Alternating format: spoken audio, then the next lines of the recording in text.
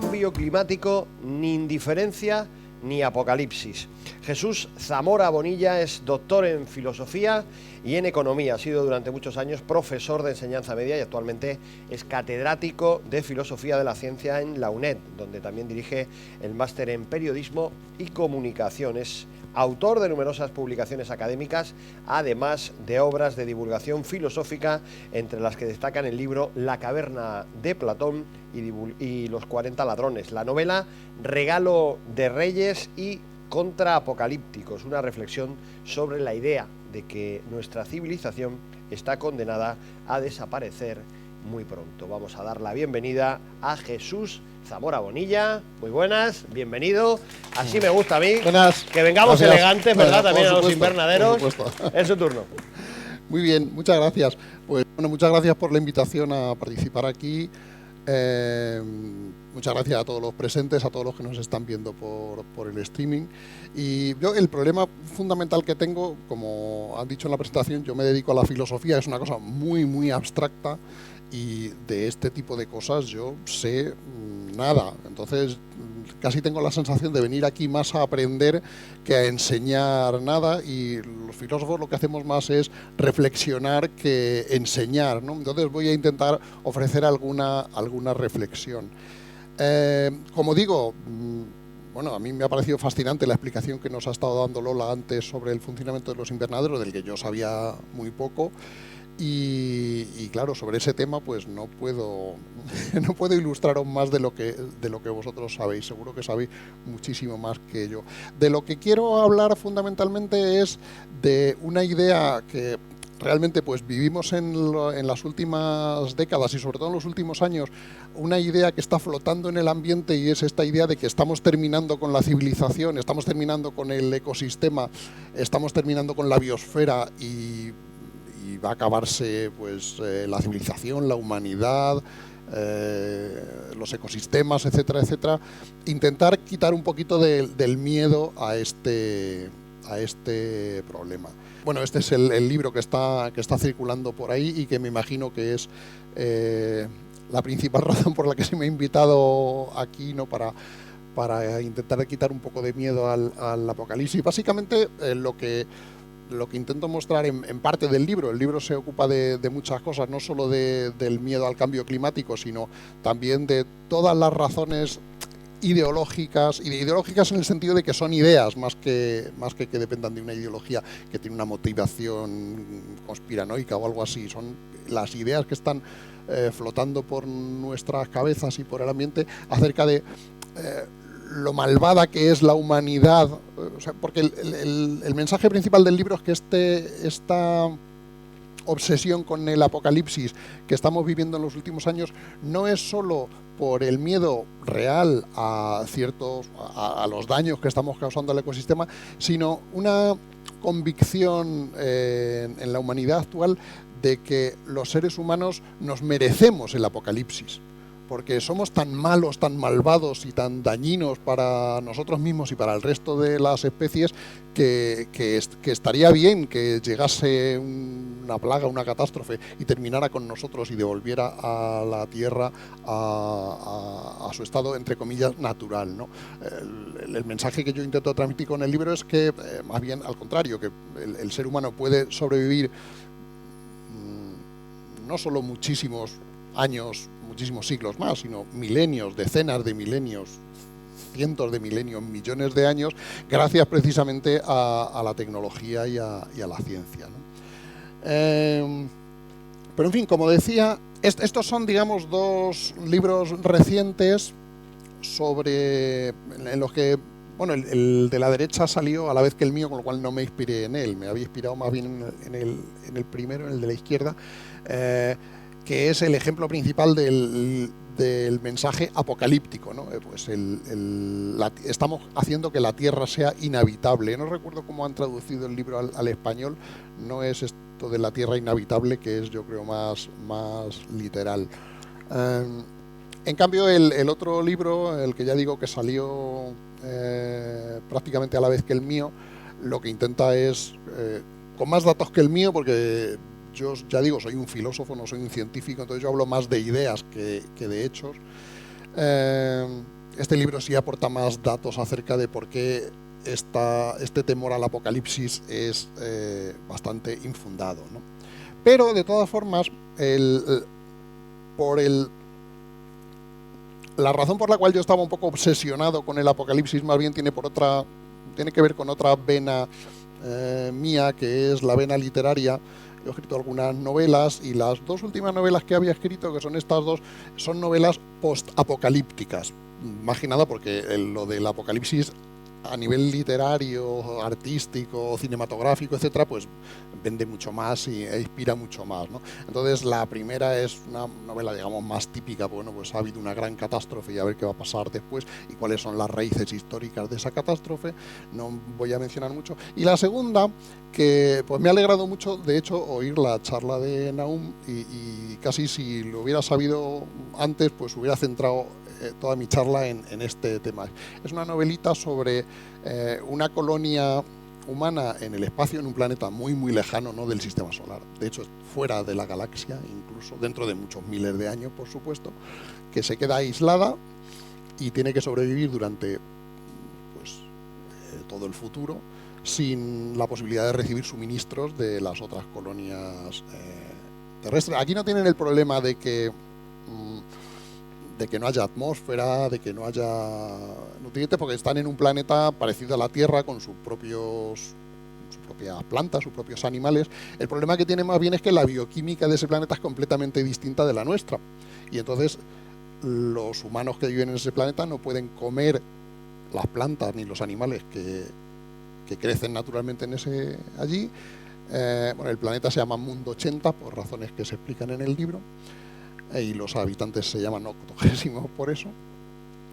Pero bueno, tiene también la ventaja de que los animales de allí tampoco se pueden alimentar de los humanos, ¿no?, porque también son incompatibles, con lo cual pues no existe el riesgo de que se les coman. Pero claro, algo tienen que comer, y lo que comen pues son plantas que han traído de la Tierra, naturalmente, o que no las han traído, como esto dentro de muchos miles de años, pues son unas especies que han desarrollado específicamente para ello. Pero que cuando se quedan aislados y no pueden recibir suministros, pues claro, tienen que abonarlas con algo. Nahum ha hablado marginalmente un poco sobre la orina, pero si habéis visto la película del Marciano, pues sabéis con qué tienen que abonar las patatas que crecen. Bueno, pues en esta historia ocurre lo mismo. Y lo que ocurre es que como esta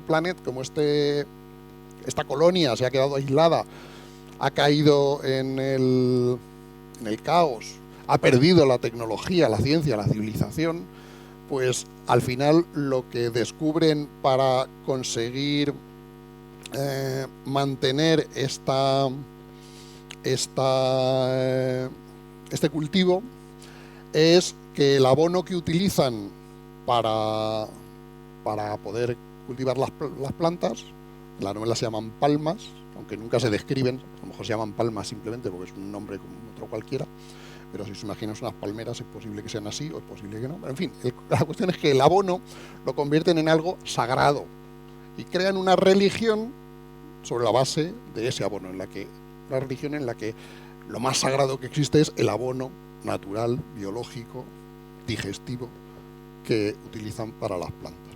Y entonces es una novela en la cual pues todos los tabúes religiosos que conocemos en nuestra civilización, en nuestra cultura, en nuestra historia, pues están transferidos a ese abono en particular. Y bueno, ya no voy a destripar más de la novela porque si no, no tendría gracia. En fin, el problema del cambio climático, como digo, es un problema real y va a causar muchos, y está causando muchísimos problemas en algunas partes del mundo más, en otras menos. Pues en España es muy probable que todavía se aridifique más el clima de lo que está ahora. Es posible que tengamos eventos climáticos mucho más extremos.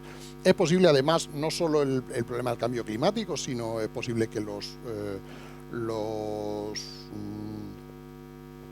las sustancias que necesitamos para la agricultura pues lleguen a escasear en algún momento, y aquí también pues tendrá que intervenir la ciencia para resolver estos problemas. Pero lo que intento argumentar en la primera parte del libro es que esto no va necesariamente a conducir al final de la civilización, que van a ser problemas, efectivamente, pero no problemas que causen pues un escenario tipo como las novelas que he mencionado o en películas pues tipo Mad Max, Waterworld, que todos conocéis, ¿no? Voy a hacer al final una comparación exactamente con cuál es el nivel de problematicidad que puede causar, ¿no? ¿Por qué es...?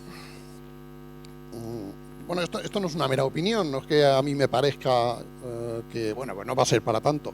No, los informes científicos sobre el problema del cambio climático, cuando se refieren al tipo de problemas que podrían causar un colapso de la civilización, pues esto está sacado del informe del panel del cambio climático, no el último que salió en agosto pasado, cuando ya estaba publicado el libro, sino el que había anteriormente. Pues este tipo de fenómenos, de puntos de inflexión que podrían causar un verdadero colapso del sistema climático y de los ecosistemas, por lo tanto, pues los clasifican como relativamente de baja probabilidad. Son cosas que es verdad que pueden ocurrir, pero que podrían ocurrir solo con una probabilidad un poco más relevante en los escenarios de emisiones más extremos, que seguramente no estamos llegando a esos escenarios de emisiones precisamente porque estamos haciendo lo suficiente para que no lleguemos a ellos, ¿no? En el nuevo informe, en el que ha salido este año, pues el escenario es bastante parecido, no ha habido grandes cambios. Bueno, esto creo que no se ve muy bien. Bueno, en esta ideología que está flotando por el ambiente. Por cierto, a mí me pasa un poco al contrario que Nahum. Yo, como soy filósofo, me podría estar horas y horas y horas hablando, y entonces no soy muy consciente de cuándo llega el tiempo, así que casi agradecería que cuando me quede poco tiempo me aviséis para poder ir terminando, ¿no?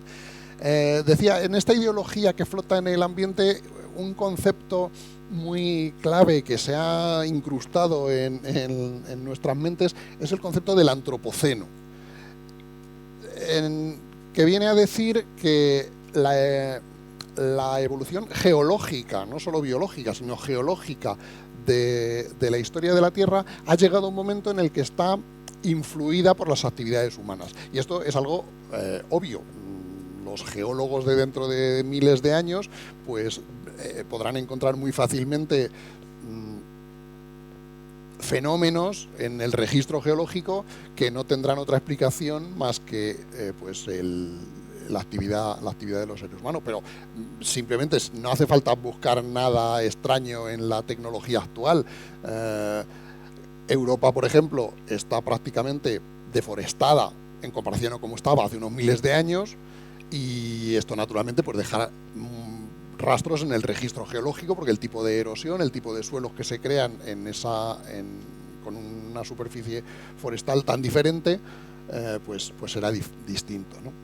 La cuestión es que lo que a mí me ha fascinado del concepto de antropoceno, más que la difusión que ha tenido, es el hecho de que ha habido una especie, en los últimos años, ha habido una especie de fiebre por decir, bueno, antropoceno es un concepto negativo porque le echa la culpa al ser humano, y en realidad no todos los seres humanos son igual de culpables. Tenemos que sustituir este concepto por otro en el que se designe con más exactitud al culpable de lo que está ocurriendo. Y aquí tenéis un catálogo que no se ve muy bien de las alternativas que se han propuesto para sustituir al concepto de antropoceno. Y está pues el angloceno, que a los malos son los gringos, ¿no? Bueno, el gringoceno también sale por ahí. Industrioceno, capitaloceno, claro, el malvadísimo de todas estas pelis de villanos es el capitalismo, ¿no? El homoceno de hombre, ¿no? El metropoceno de la metrópolis, el petroleoceno, el tanatoceno pues no digo nada, el termoceno, pero bueno, a mí el que más me fascina es el último, que no sé si se ve muy bien, es bueno, no sé cómo se pronuncia, Cthulhuceno o algo así, de los libros de Lovecraft, de los mitos de Cthulhu, que bueno, esto ya es lo más monstruoso de todo.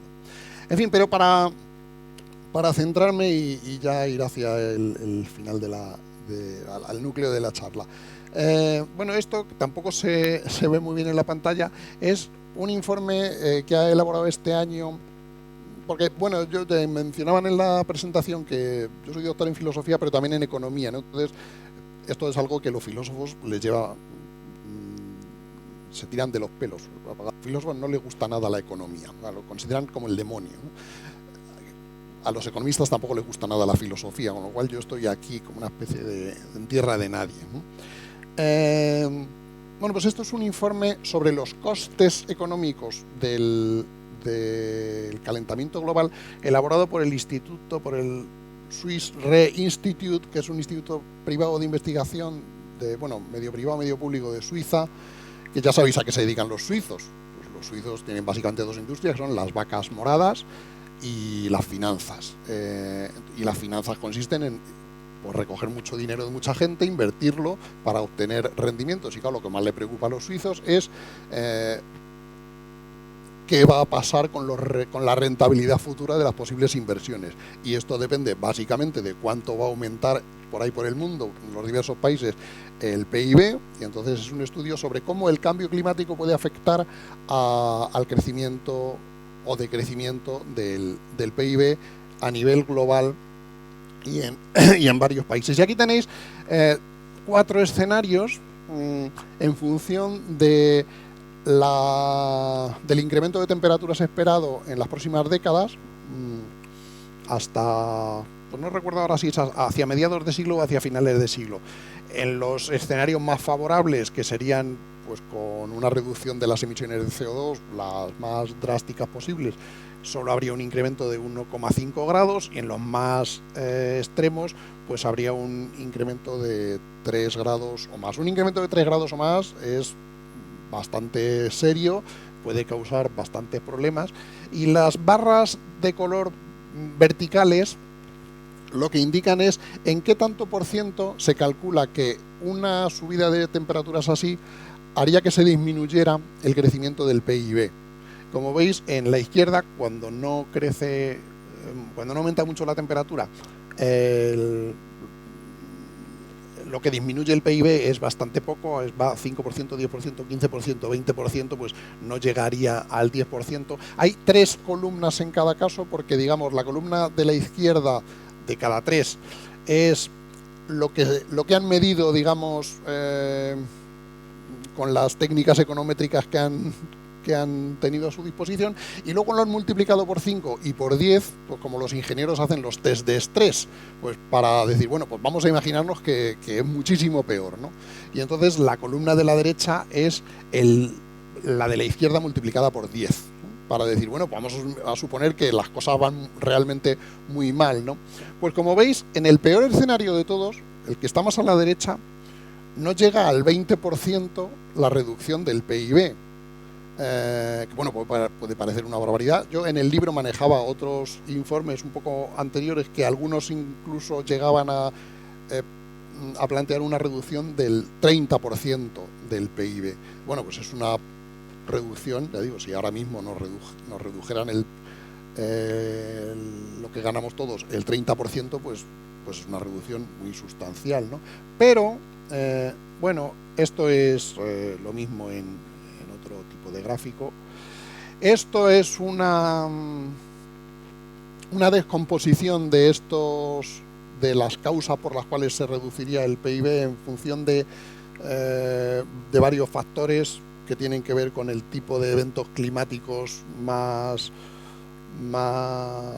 unos pueden ser por sequía, otros por humedad, etcétera. Pero bueno, como no se ve muy bien, cada fila horizontal es un país. Los que peor, para los que existe un peor pronóstico, son precisamente los países del sureste de Asia, pues entre India y Tailandia, Indonesia, etcétera, etcétera. Son los que posiblemente ahí va a disminuir todavía más el PIB. Pero fijaos que esto no quiere decir que vaya a disminuir un 30% el PIB actual, sino que va a reducirse un 30% el crecimiento del PIB. Trasladémonos hacia el pasado 100 años, hacia 1920 aproximadamente, y pensemos cuál era el PIB, la renta per cápita de un lugar pues, como España hace 100 años. Pues era aproximadamente entre 8 y 10 veces menor que en la actualidad. Es decir, no hablando en términos de pesetas de entonces contables, sino hablando de poder adquisitivo. El poder adquisitivo de los españoles medio en los últimos 100 años se ha multiplicado aproximadamente, ya digo, entre 8 y 10 en un siglo. El nivel adquisitivo medio de un español actualmente equivale aproximadamente, es muy distinto, porque claro, el tipo de bienes que se consumían entonces es muy diferente al de ahora, pero equivale aproximadamente al nivel de vida de una persona de 1920 cuyos ingresos fueran los ingresos medios de España entonces, pero multiplicados por 10. Es decir, una persona que entonces ya bastante rica. Es decir, el nivel de vida medio español ahora equivale al nivel de vida de los muy ricos en España de hace 100 años. Bueno, pues con una tasa de crecimiento económico semejante a la que ha habido en estos últimos 100 años, pero prolongada hasta final del siglo XXI, hasta el año 2100 o el 2120, pues eso quiere decir que el nivel de prosperidad de habitantes, no solo de España, sino del planeta, dentro de 100 años o de 80 años, pues también sería aproximadamente entre 8 y 10 veces mayor que el actual.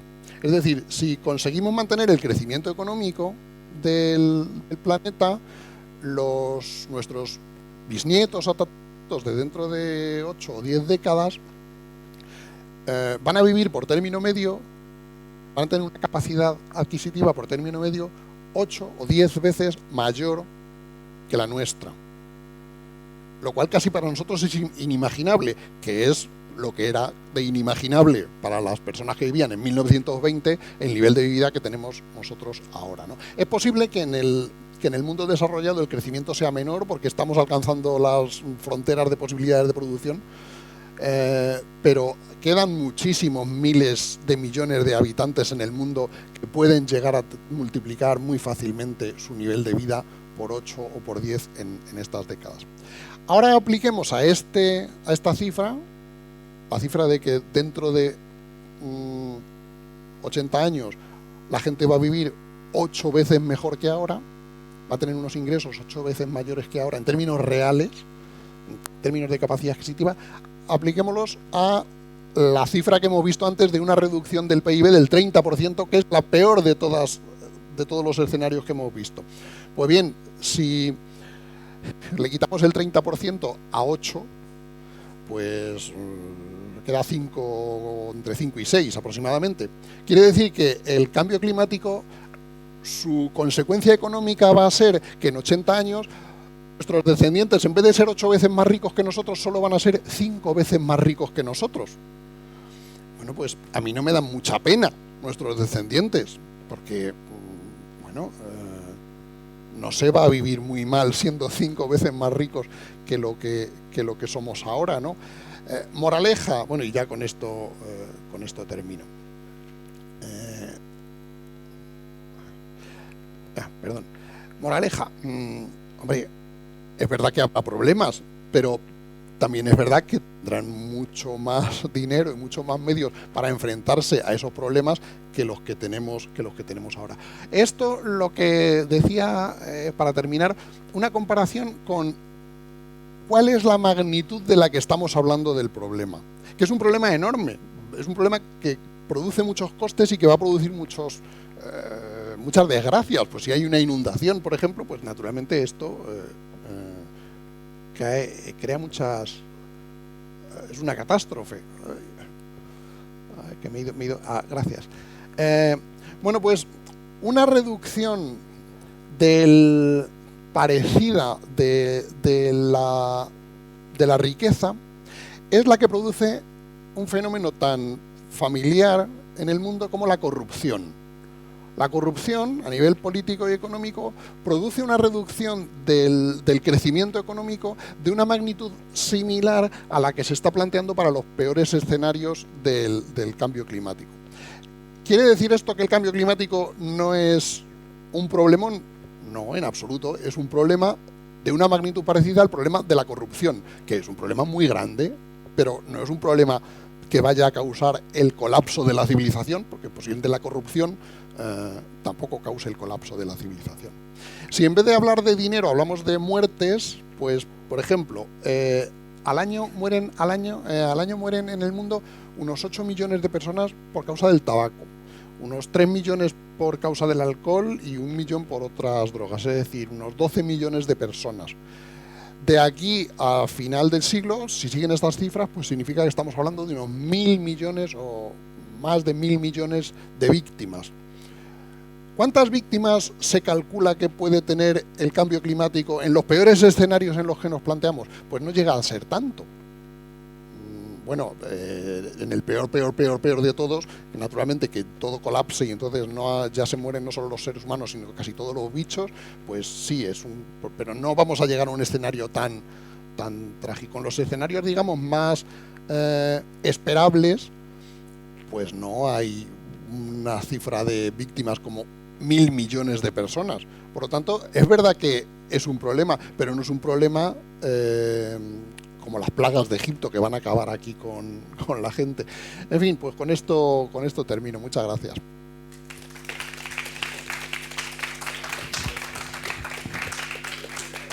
Jesús, muchas gracias por tu exposición. No sé si hay alguna cuestión, alguna pregunta entre el público. Yo sí tengo una.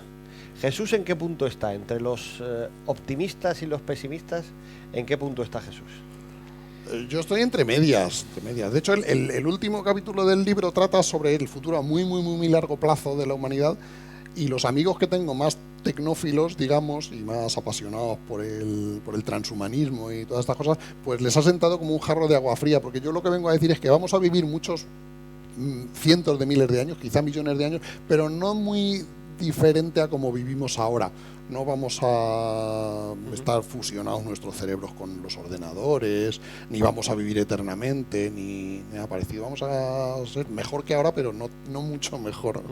Y otra cuestión, el ser humano es como es, somos como somos, y siendo como somos hemos llegado hasta aquí, hemos llegado hasta aquí, que eso también tiene mérito. Pero si lo suavizamos todo esto y no contamos que las cosas es muy difícil, muy complicada, muy apocalíptica, no nos vamos a tumbar a dejar pasar el tiempo, no estamos también con esos mensajes apocalípticos yo creo tratando de fomentar una reacción. Yo creo que quizá esa es la única virtud de los mensajes apocalípticos, ¿no? Que la gente pues necesita una especie de shock para concienciarse de los problemas, ¿no? Y si le dices las cosas como son, como he intentado decir yo, pues quizá dicen, bueno, pues no es para tanto. Entonces sí es mejor que se asusten un poquito, pero bueno, ¿qué le voy a hacer? No me gusta ver las cosas distinto de como son. Está muy bien ese punto de vista. Gracias, Jesús, por estar hoy en Almería, en este invernadero y en el Congreso Inversolar. Puedes ocupar de nuevo tu sitio.